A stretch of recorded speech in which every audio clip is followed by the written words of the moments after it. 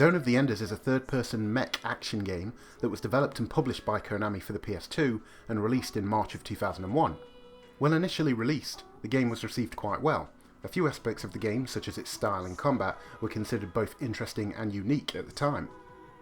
This is a game I played multiple times many years ago, and like many other gamers back in 2001, although I was interested in the game, one of my main reasons for picking up this title was because the game featured a demo of Metal Gear Solid 2, a marketing tactic from Konami, which I'm sure sold a few extra copies of the game at least.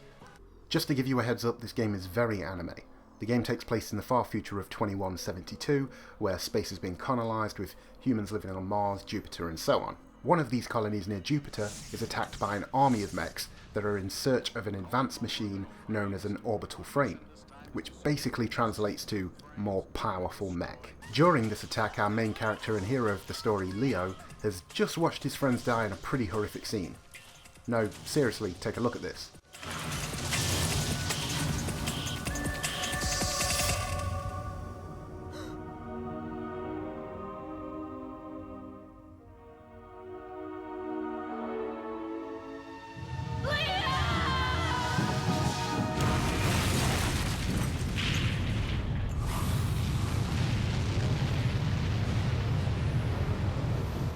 So, after all that mess, Leo flees into a nearby hangar and just so happens to stumble into the super mech that everybody is searching for.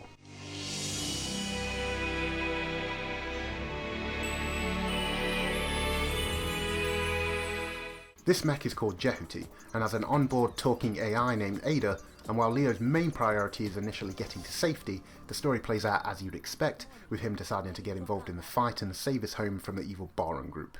Like I said, this game is very anime, which means the story is somewhat cliched and has some very bad English dubbing. Salvis! That is you, isn't it, Salvis? Are you alright, Salvis? Leo? Is that you, Leo? But it's not offensively bad for a 2001 game. The game is basically a bunch of small areas connected by a hub world that allows you to fly from one area to the next, as you either take out all of the enemies in that area, save civilians, or search for an item or weapon that would allow you to progress through the story.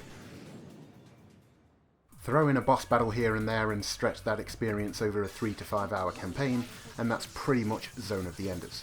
Back in 2001, Zone of the Enders was praised for its style of action, and it is kind of impressive. The combat is quite fast-paced and can seem a bit mad at first as you get used to your attacks at your disposal and learn how to approach each enemy. However, it can be really fun dashing through the air, dodging enemy attacks, and then rushing in for a quick melee kill. Also, z.o.e can perform spirit bombs. I'm not sure what this move is actually called, but yeah, it's basically a spirit bomb and that's pretty cool. Now, while the action is fun, it can get repetitive. The boss battles do add some needed variety to the game, but taking on the henchman-style mechs does start to get old. Luckily, the game is quite short, so this isn't too much of an issue. Zone of the Enders also has a really nice look to everything. I love the design of the mechs, especially those controlled by main characters and bosses. Visually, this is a game that is very impressive for its time. z.o.e in motion looks great, and some of the effects such as the pulsating lights flowing throughout the mech and blue exhaust from the suit when in flight mode look really cool. The environments look good also. Konami did a good job of creating a really nice looking nighttime skyline, and even though you can't venture out from these small areas to visit these sites, it still adds a lot to the game's visual presentation. The only part of this game's look that is pretty average in my opinion is the cutscenes.